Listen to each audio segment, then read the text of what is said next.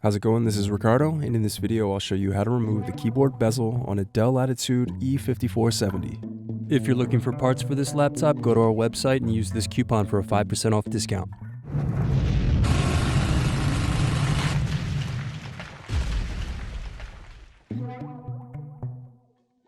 First loosen screws, then use fingers to separate and remove base cover.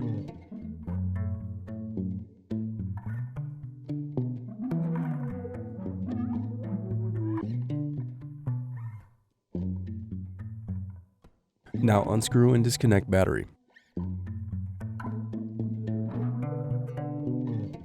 Now use thin object to pry apart and remove keyboard bezel. Thanks for watching. Don't forget to like and subscribe if you enjoyed this video. And if you need more, check out this playlist to watch other tutorials for your laptop. You can also click here to find parts for your laptop at partspeople.com.